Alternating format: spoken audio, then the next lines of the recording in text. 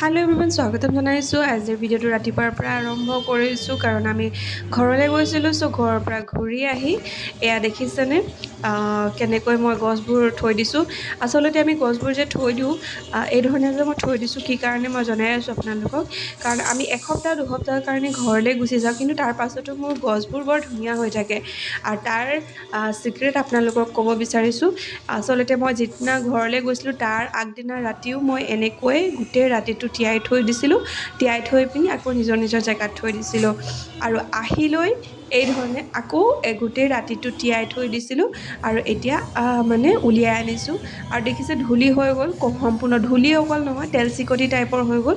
সেইকাৰণে মই কি কৰিছোঁ, এখন স্ক্ৰাবাৰ লৈ অলপমান ডিছ ৱাছ লৈ প্ৰত্যেকখিলা পাততে মই লগাইছোঁ, চফা কৰিছোঁ। কাৰণ নহ'লে তেল চিকটিটো নাযায়। অনলি ধূলি হোৱা হ'লে মই তাক এনে সাধাৰণ কাপোৰ এখনে পানী তিয়াই মুচি দিলোঁ হয়। এইখিনি মই এনেকুৱাই কৰিছোঁ, কিন্তু এই গছজোপা প্ৰায় পাকঘৰতো থাকে। সেইকাৰণে মই এনেকৈ স্ক্ৰাবাৰ দি মানে মুচিছোঁ। বহুতে ক'ব এতিয়া স্ক্ৰাবাৰ দিলে মৰিয়ে যাবচোন। আচলতে এই গছজোপা মোৰ লগত এতিয়া আজি 5 বছৰেই হ'ল, লগতেই আছে। কোনোদিনে একো হোৱা নাই। পিছে এনেকৈ স্ক্ৰাব কৰি দিলে মানে কি হয়, তেল চিকটিৰ যিটো চামনি সেইটো কাটি দিয়াৰ পাছত সিহঁতে অক্সিজেন ল'বলৈ সুবিধা পায় আৰু তেতিয়া গছজোপা ধুনীয়াকৈ লহপহকৈ বাঢ়েহে। কাৰণ যদি তেল চিকটিটো কাৰণ সিহঁতৰ ৱেডাৰ মতে নহয় যে, সেইকাৰণে মানে গছজোপা ভাল নহয়। প্ৰায় পাকঘৰত থকা গছবোৰ মই দেখিছোঁ মৰি যায়, কিন্তু মোৰ এইজোপা বহুত দিনৰ পৰা আছে। মই কেতিয়াবা পাকঘৰত থওঁ, কেতিয়াবা বাহিৰত থওঁ, বেছিভাগতো পাকঘৰতে থাকে। তথাপি গছজোপা আজিলৈকে ধুনীয়াই হৈ আছে বাৰু। কাৰণ মই তাৰ যত্ন লৈ থাকোঁ এই ধৰণেই। আৰু ধুনীয়াকৈ এতিয়া মই কাপোৰ এখনে মচি দিম, যিখিনি মই চাবোন ব্যৱহাৰ কৰোঁ। এখিলা পাত মই ধুনীয়াকৈ চাফা কৰোঁ। এই ধৰণে চাফা কৰিলেহে গছজোপা মানে ধুনীয়া হৈ থাকিব।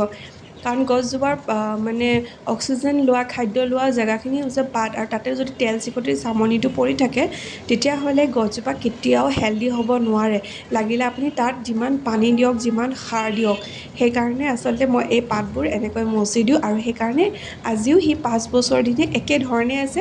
মাজে মাজে খালি মই ট্ৰিমিং কৰি থাকোঁ অলপ অলপ। ধুনীয়াকৈ এতিয়া মই ট্ৰিমিং কৰি দিলোঁ। কৰি দিয়াৰ পাছত এতিয়া লাহেকৈ আকৌ পোখাব।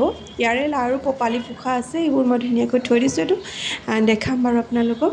কিন্তু এই ধৰণে গছজোপা আপোনালোকেও যদি চফা কৰি থয়, পাকঘৰত থকা বিশেষকৈ গছবোৰ, তেতিয়া বৰ ধুনীয়া হৈ থাকে। এইজোপাও স্নেক প্লেণ্ট হয়, কিন্তু সেই পাকঘৰৰ ওচৰতে থাকে যে, সেইকাৰণে এইজোপাটো তেল চিকটি হৈ গৈছে। আৰু লগতে পৰুৱা বাঁহ দেখিছেনে, পৰুৱা গোটেই ৰঙা পৰুৱা বাঁহ হৈ গৈছে। কাৰণ এসপ্তাহৰ কাৰণে এৰি থৈ গুচি গ'লোঁ যে, সেইকাৰণে তাত মানে পৰুৱাই বাঁহ ল'বলৈ সুবিধা পালে, নহ'লে ওলমি থাকে পিছে গছজোপা।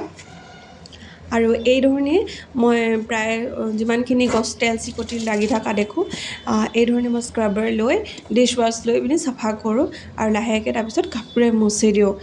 এই ধৰণে আপোনালোকে কৰি থ'ব, আপোনাৰ গছজোপা বৰ ধুনীয়া হৈ থাকিব।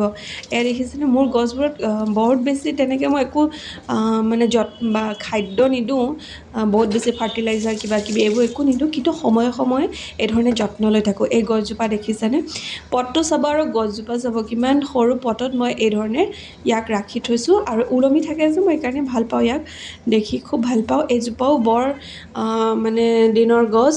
আচলতে এইজোপা এখেতক মানে এখন মিটিঙত গিফ্ট দিছিলে, আৰু সেই সৰু পুলিটোৰ পৰাই মই আজি কেইবাটাও পুলি উলিয়ালোঁ ইয়াৰ। বৰ ধুনীয়া লাগে, ওলমি থাকে যেতিয়া। খুব ধুনীয়াকৈ ইয়াক ওলমাই ৰাখোঁ মই এই শ্বেল্ফটোত। ভাল লাগে দেখিবলৈ। ভিডিঅ'টো অলপ ধুনীয়া নহ'লে বাৰু, তথাপিও ট্ৰাই কৰিছোঁ কৰিবৰ কাৰণে।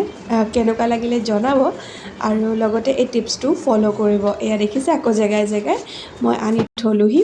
কাৰণ ইয়াত এইটো পাকঘৰৰ একেবাৰে লাগি আছে যে, সেইকাৰণে আচলতে গছবোৰ তেল চিকটি হৈ যায়।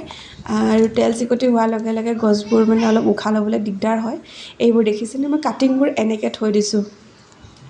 আৰু এনেকৈয়ে মই তলত পানী দি থৈ যাওঁ, কাৰণ এসপ্তাহলৈ মানে গুচি যোৱা হয় নহয়, সেইকাৰণে এনেকৈ পানী দি দি থৈ যাওঁ।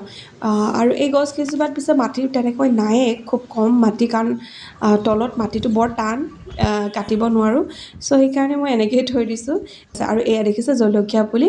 মই আচলতে যোৱাৰ আগে আগে এইখিনি কাম কৰিছিলোঁ, যাতে গছকেইজোপা মৰি নাযায় আৰু ইন ফিউচাৰ কেতিয়াবা যাবলগীয়া হ'লেও মই এনেকৈয়ে ভৰাই থৈ যাম। চ' সেইকাৰণে ভাবি লৈ এই ধৰণে কৰিলোঁ। কাৰণ আমি গৈ থাকিবই লাগে নহয় জানো, এসপ্তাহৰ মূৰে মূৰে। আৰু এইটো দেখিছে, এইটো মোৰ বাথৰুমত আছে, সম্পূৰ্ণ পানী তলৰটো, আৰু ওপৰৰখিনি ইটা আছে। তেনেকৈয়ে কিন্তু ইয়াক মই থৈ দিছোঁ, আৰু এনেকৈয়ে ই ডাঙৰ হৈছে।